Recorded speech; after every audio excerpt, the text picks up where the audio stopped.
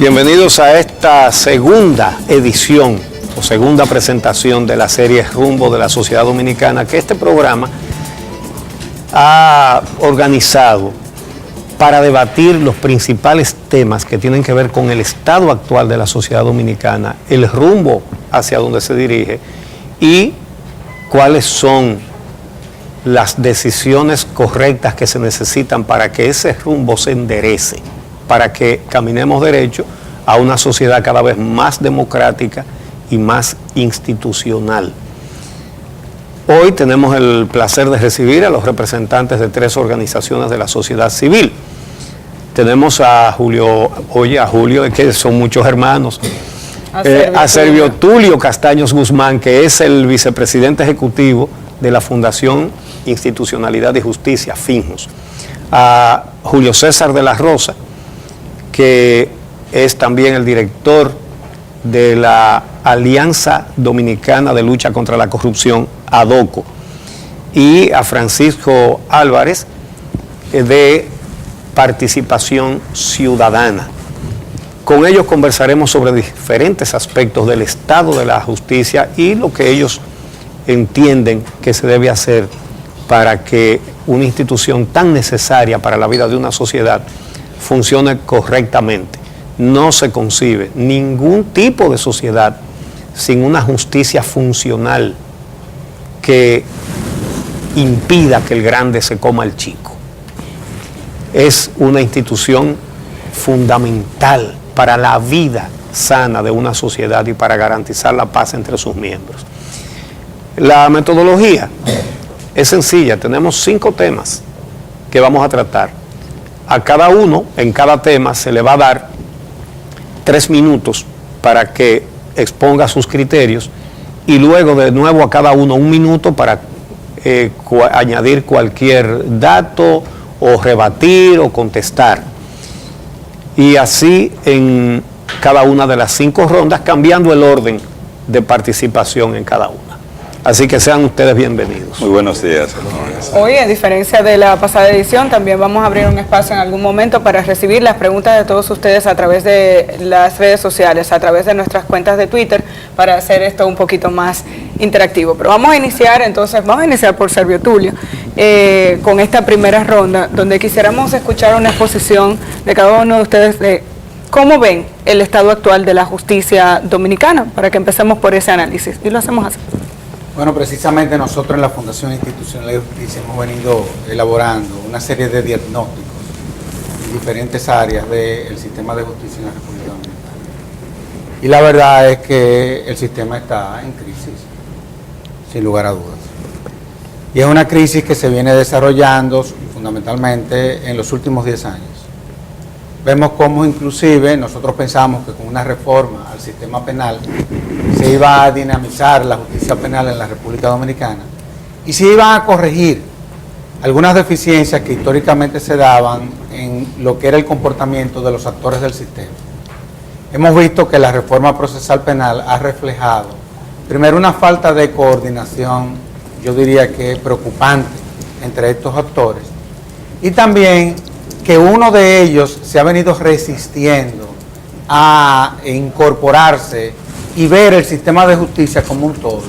Se ha venido comportando desde el punto de vista como si fuese una institución autónoma, y me refiero a la Policía Nacional. Y eso de una u otra forma ha atentado con todo lo que tiene que ver con la investigación, la contaminación de muchos de los procesos, y cómo muchas veces se refleja cuando el Ministerio Público tiene que presentar y sustentar casos, vemos cómo finalmente se cae. También hemos visto las debilidades del Ministerio Público, muchas veces vemos la política, cómo en esta institución se refleja, y uno de los mejores actores que ha sabido interpretar su función, pero que no ha sabido ser comprendido desde la sociedad, ha sido la defensa pública.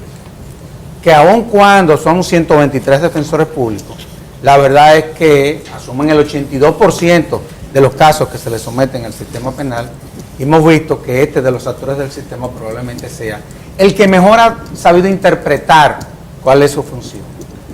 Hemos visto cómo se ha venido desempeñando el Poder Judicial, el gobierno de los jueces. Sin embargo, en los últimos 2 años se han comenzado a presentar una serie de preocupaciones, sobre todo en lo que tiene que ver con el traslado de muchos de los magistrados, atentando estos traslados contra todo lo que tiene que ver la independencia y la inamovilidad judicial. Y eso, de una u otra forma, ha desalentado a muchos de los miembros de ese importante órgano. Y finalmente, el sistema de justicia tiene un problema, que es que no se le suministran los fondos que ni siquiera por ley le corresponden. Y esto ha traído como consecuencia de que eso ha atentado contra el acceso a la justicia, contra la eficiencia y calidad de la justicia, y en sentido general, bueno, esto ha traído como consecuencia que solamente el 24% de la sociedad dominicana cree en el sistema judicial. Julio César de la Rosa. Bien, yo voy a comenzar precisamente por donde terminó Servio Tulio.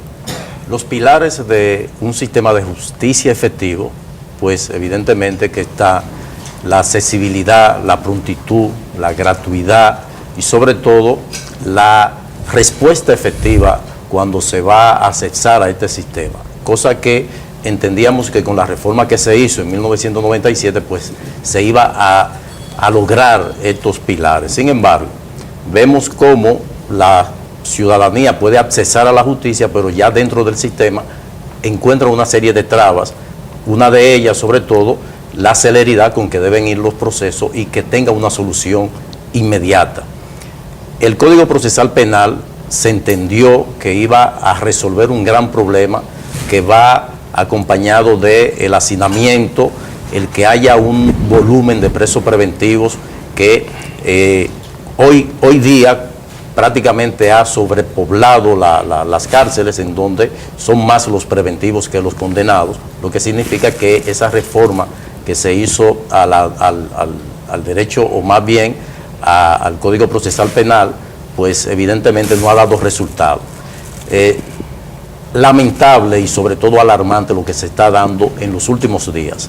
Se está prácticamente desmontando aquellos jueces que se prepararon para interpretar conjuntamente con otros dos actores, como los abogados, en este caso la Defensoría Pública, que como dice Servio Tulio, ha asimilado el proceso, y también el Ministerio Público, porque cuando hablamos del sistema de justicia debemos interpretar o integrar al Ministerio Público, que es un elemento de mucha importancia.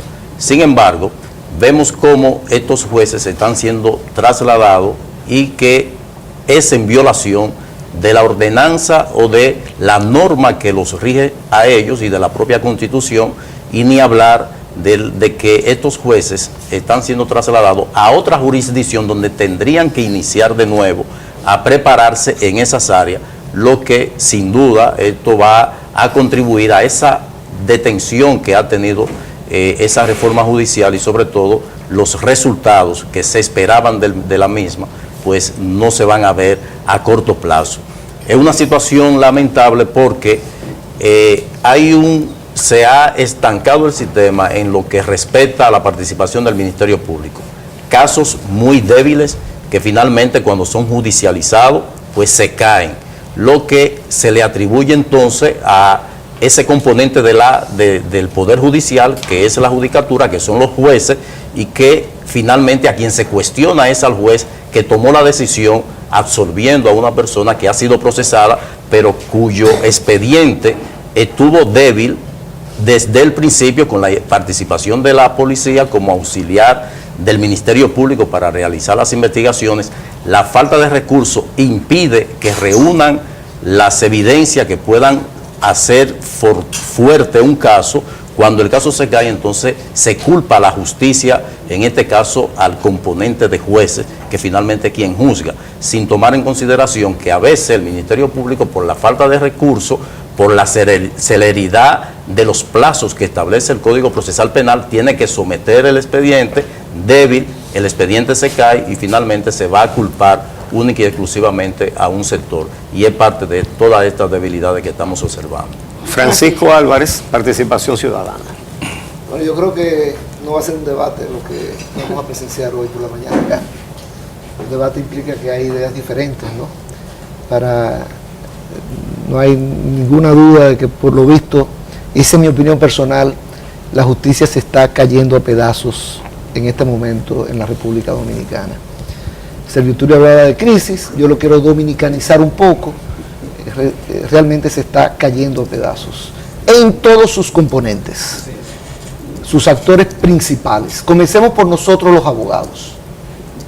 Cerca de 20 escuelas de derecho en el país, fabricando al vapor, muchas de ellas, abogados sin la preparación necesaria, que luego se convierten en un serio obstáculo para precisamente que se haga justicia.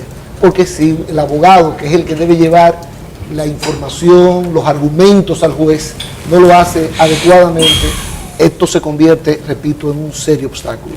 Y aquí, pues obviamente hay una responsabilidad del Estado desde el punto de vista de la supervisión de las universidades y el Ministerio de Educación Superior, que no creo que con respecto a las escuelas de derecho esté jugando el rol que debe jugar. Pero si vamos al tema de los jueces y del Ministerio Público, por igual, hay un serio problema en estos momentos que tiene mucho que ver, por ejemplo, con el aspecto de los recursos que ambos, Servio Tulio lo mencionó de manera expresa, el tema de los recursos con que cuenta pues el Poder Judicial, y no solamente el Poder Judicial, el Ministerio Público. La ley 194-04 de autonomía administrativa y presupuestaria le asignó a la justicia 4.10% del presupuesto de ingresos de la nación, 2.66% al Poder Judicial y 1.44% al Ministerio Público. Si vamos al Poder Judicial, en el 1997 se le asignó del presupuesto de ingresos al Poder Judicial 1.33%. Recuérdense que dije que le correspondería a 2.66. El año pasado se le asignaron al Poder Judicial menos en términos porcentuales que en el año 1997, 1.27%. Y se pretende entonces que la justicia sea eficiente, que avance, cuando, por ejemplo, el promedio de jueces en República Dominicana por cada 100.000 habitantes es de alrededor de 7.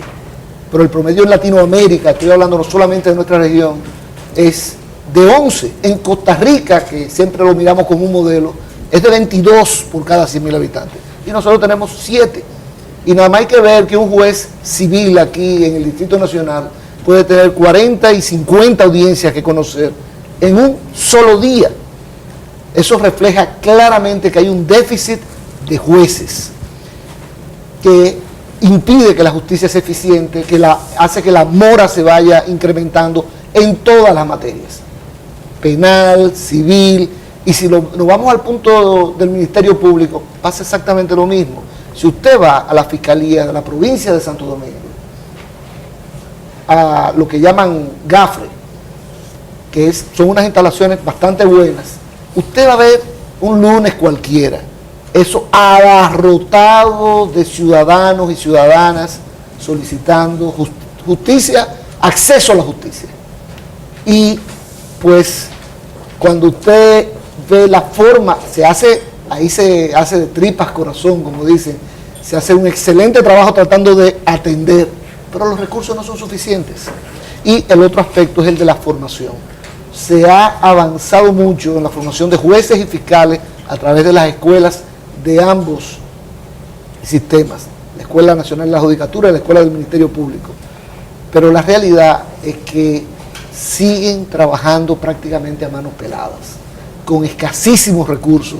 Y así como usted encuentra jueces muy buenos, jóvenes, pues obviamente también encuentra jueces y fiscales que necesitan preparación. Y el último tema que quiero mencionar en esta parte es el de la independencia, que es un tema crucial y que realmente está en franco retroceso, luego de haberle arrebatado la designación de los jueces a los senadores, que implicó una mejoría sustancial.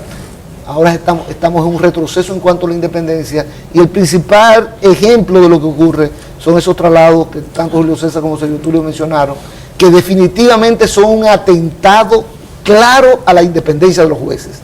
¿Qué juez va ahora a tomar una decisión independiente sabiendo que puede venir una sanción inconstitucional trasladándolo a un sitio peor, a un sitio que no es de su especialidad? realmente ese es un tema que hay que prestarle mucha atención. Yo quiero agregar una pregunta en medio de las exposiciones que ustedes han hecho. Han mencionado la palabra acceso a justicia en más de una ocasión y se han referido al tema de los recursos, sobre todo con que cuenta el sistema de justicia por parte del Ministerio Público y los mismos jueces. Pero, ¿cómo afecta esta situación en términos de acceso a justicia a la ciudadanía? Si alguno de ustedes puede agregar algo con relación a este tema. Y quiero acotar que precisamente en unas declaraciones de un ciudadano en el debate del pasado martes decía, si usted no tiene dinero, no tiene posibilidades de llevar un caso en un tribunal. Entonces quisiera, si alguno de ustedes puede abundar sobre este asunto. No, y más si tú eres la víctima del proceso.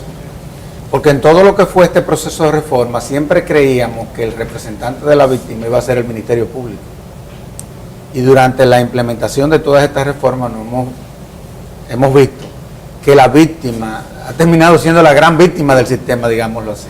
Por eso es que hay un problema de contrapeso. O sea, mientras el imputado tiene un defensor público, que generalmente son muy buenos, la víctima muchas veces se queda desprotegida. Y eso ha traído como consecuencia de que diversos sectores entonces critiquen de manera severa el sistema penal. Pero esto del acceso a la justicia se refleja sobre todo en todo lo que tiene que ver con la falta de recursos. Para que ustedes tengan una idea, solamente por ley hay creado 101 tribunal a nivel nacional y no se ha podido abrir el primero por falta de recursos. Bueno, entonces esa es una situación grave y esto ha traído como consecuencia, para ya terminar conmigo aquí, de que las cárceles se están llenando y tenemos una situación de que la cantidad de presos preventivos ha aumentado. En el nuevo modelo, la prisión preventiva anda por un 55%. Y en el viejo modelo, la prisión preventiva anda por un 61%.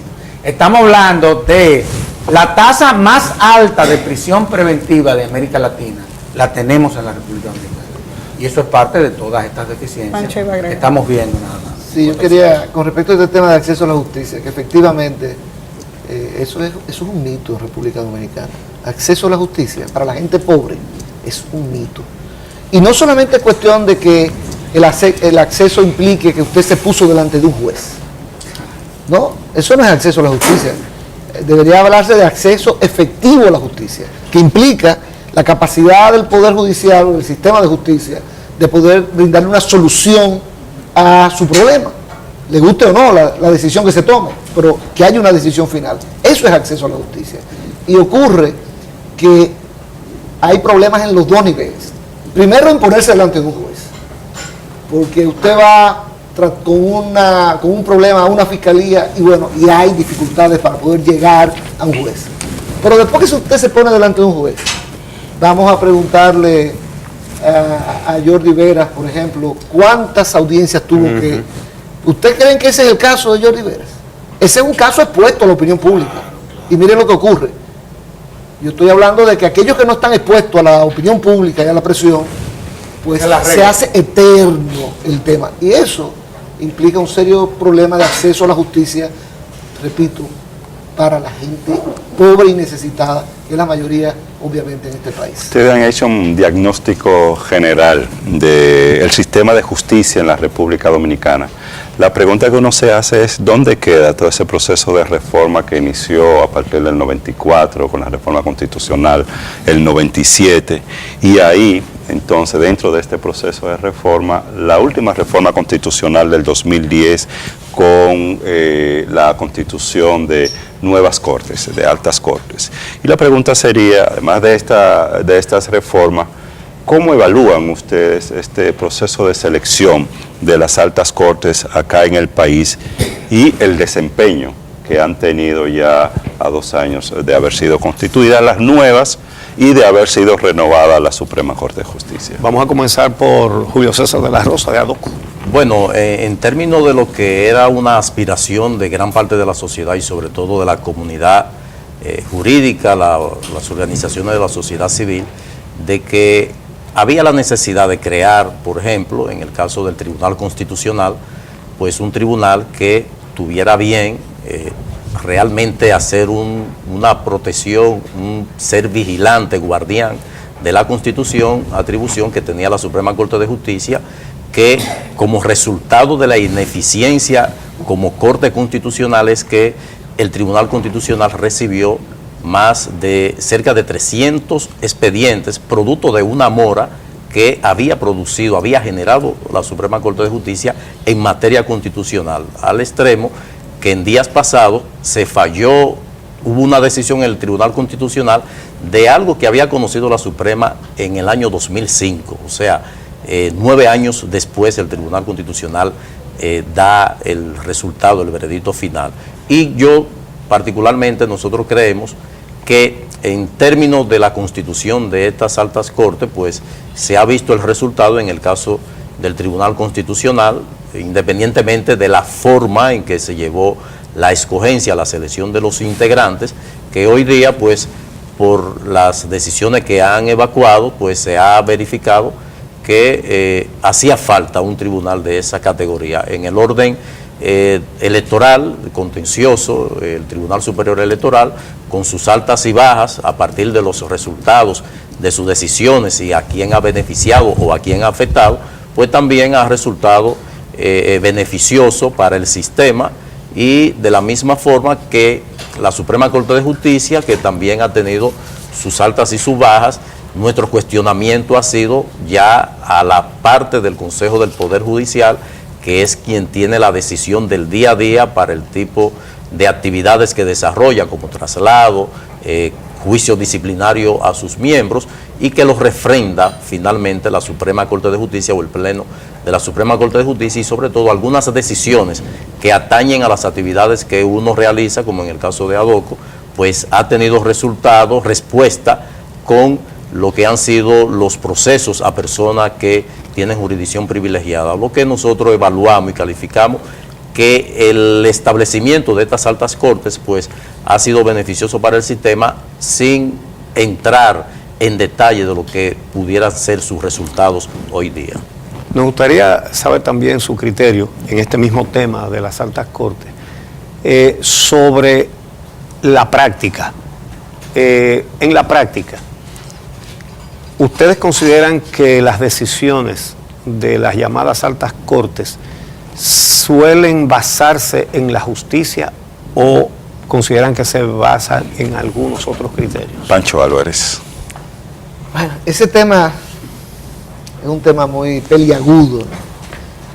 Realmente, después de 1997, hay que remontarnos al 94, con la reforma constitucional del 94, que creó las bases de la reforma judicial, con la independencia de los jueces, con el establecimiento de la inamovilidad de los jueces, con la creación de la carrera judicial, y bueno, la selección de la Suprema Corte en el 97, y todo el empuje que como reforma judicial, bajo el liderazgo ya de la Suprema Corte de Justicia, pues pudimos ser testigos todos, ¿no? Y todo comenzó a degradarse. Yo diría que fue más bien como un asalto al sistema de justicia por parte de los partidos políticos. Ellos vieron que la justicia se estaba convirtiendo en independiente y eso no le convenía. Y comenzó el primer punto con el caso de la Sunland, donde la Suprema se fraccionó en 3, por una razón político-partidaria, exclusivamente. Y ahí comenzó el descalabro de la justicia. El tema de la repartición de los jueces, que era habitual en el Senado cuando era el Senado que designaba a los jueces. La comenzó Hipólito Mejía en el año 2001, cuando había que llenar 3 vacantes en la Suprema Corte de Justicia, y convocó a una evaluación de pura fachada. De pura fachada, porque él le otorgó uno de los miembros a Balaguer, otro al sistema de justicia, a Subero, y otro se lo asignó él. Y dejó fuera al PLD, obviamente. Y cada uno designó uno, o sea que fue una repartición. Pero claro, ese sistema después fue perfeccionado por Leonel Fernández. El tema de la evaluación como fachada. Y eso fue lo que ocurrió ahora para la selección de las altas cortes. Pusieron al país horas interminables a unas evaluaciones que no tenían ninguna finalidad, porque Leonel Fernández le asignó a Miguel Vargas Maldonado, esta vez dejó para vengarse fuera a Hipólito, ¿no?, que lo dejó fuera anteriormente, y hubo una distribución que no tenía que ver con la capacidad, sino con los intereses políticos partidarios. Y en mi opinión personal, eso es lo que estamos viviendo hoy en día, cosechando los frutos de esa siembra, ¿no? De esa siembra de los intereses partidarios dentro del sistema de justicia, que ha convertido, cuando uno ve el tema de los traslados, recientemente el Tribunal Superior Administrativo tomó una decisión con respecto al tema de los impuestos de las compras por internet. Pues las personas los jueces que tomaron esa decisión fueron trasladados, movidos de posición, no necesariamente para bien. Algunos podrán decir, pero a este se le designó presidente, sí, pero ¿de qué? Entonces, ¿fue con su consentimiento? No, fue sin su consentimiento. Y yo no tengo ninguna duda de que el Consejo del Poder Judicial debe rendirle cuentas a este país de lo que está haciendo con este tema de los traslados, porque, oigan bien, no todo el mundo, ahí yo sé que existen jueces que tienen esa fuerza moral para resistir ese tipo de situación, pero no le podemos pedir a todos los jueces que sean Juan Pablo Duarte. Y una parte importante va a ceder ante el riesgo de sencillamente después de estar preparándose para ser juez de lo penal por años, que lo trasladen a ser juez de materia laboral, de tierra o laboral, como ha ocurrido este año. Entonces, ese tema, repito, de la independencia es tal vez uno de los factores de mayor riesgo en el sistema de justicia en este momento. Servio Tulio.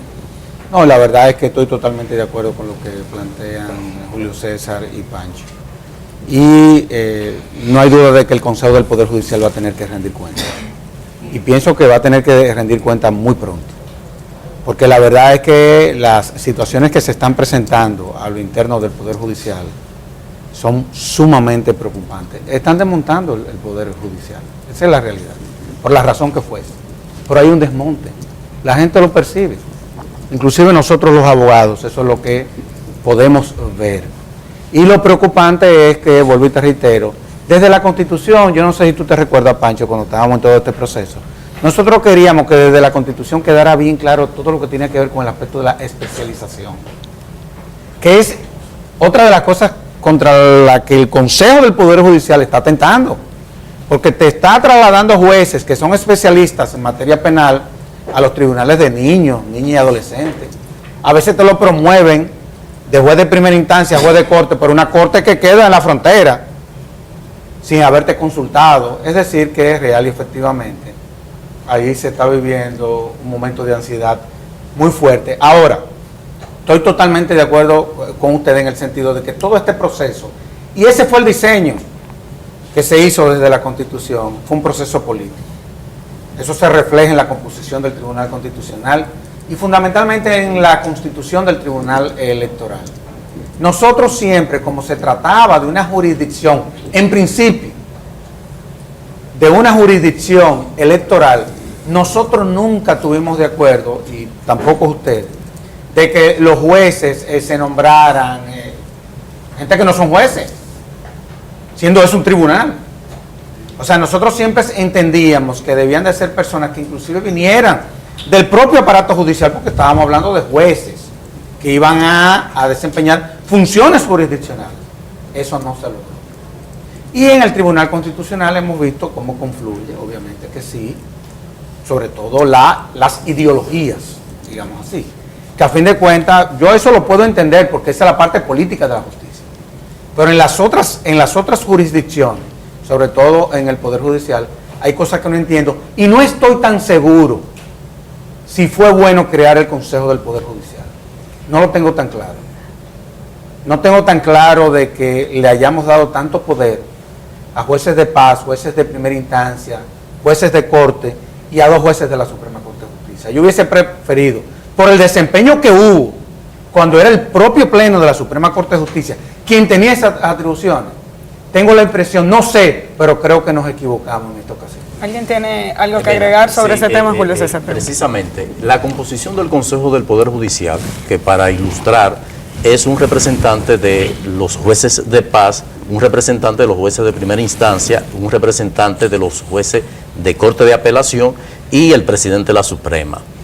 eso trae consigo una situación muy especial, y es que muchos de ellos van a cesar, todavía siendo el presidente, que tiene una permanencia de 7 años, van a cesar quedando el presidente de la Suprema como presidente del Consejo del Poder Judicial. Entonces ellos vuelven a su lugar, a su espacio, y por esa situación se cuidan de llevarle la contraria al presidente. Actualmente se da que la decisión del presidente de la Suprema, del presidente del Consejo del Poder Judicial, se impone porque tiene el contubernio, tiene el apoyo de los demás que son sus subalternos. Entonces, eso que dice Servio Tulio, no se supone hubiese que se sido eliminaba ideal eso con la Suprema, que hubiese quedado en manos del Pleno de la Suprema Corte de Justicia, donde todos eran iguales. En este caso no son subordinados. Lo mismo ocurre en el Consejo del Ministerio. Brevemente, Pancho Álvarez. Hay que hacer una crítica muy seria a los miembros del Consejo del Poder Judicial, porque los de primera instancia fueron puestos ahí por una asamblea de sus pares. ¿Para qué? Para que los represente, para que proteja sus derechos. Y ocurre que cuando se está conociendo un traslado, y ahí están las actas del Consejo del Poder Judicial, Con excepción de un juez. Con excepción de un juez, el que representa a la Corte de Apelación, Samuel Arias Arcena, que votó en contra de esos traslados porque se violentaba la ley de carrera y la Constitución de la República al no solicitarse pues la aprobación previa del juez trasladado. Pero el de paz y el de primera instancia se ciñeron a lo que el presidente de la Suprema Corte de Justicia establecía, y yo estoy completamente de acuerdo con Julio César. Llegará algún momento en que obviamente esos mecanismos donde lo que se quiere llevar democracia, porque antes ¿cómo era? Antes del Consejo del Poder Judicial dicen, bueno, no estamos tan seguros de si eso ha sido bueno, pero ¿cuál era el modelo anterior? Que el presidente de la Suprema Corte lo decidía todo, una sola persona.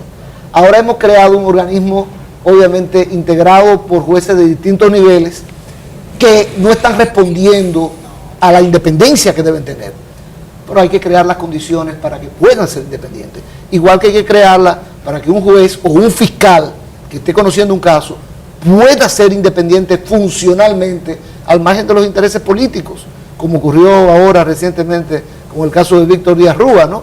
Que todavía yo no me explico lo que ocurrió ahí desde el punto de vista técnico. Bueno, desde el punto de vista político partidario lo sé perfectamente. Que un juez interino le dijo a la procuradora fiscal del Distrito Nacional que no puede investigar.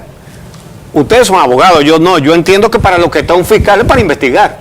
Es un tema es un tema que está pendiente y que veremos después de la pausa. Les recordamos que todos los que nos están siguiendo pueden enviar sus preguntas por Twitter, porque los panelistas van a tratar de responder a cada una de ellas. Cuando regresemos, vamos a ver lo que opina la gente en la calle sobre el sistema de justicia en la República Dominicana, y vamos a seguir con este interesante debate. Y la pregunta que Uchi tiene. El tema del próximo segmento es dependencia o independencia del Ministerio Público y su desempeño. Regresamos.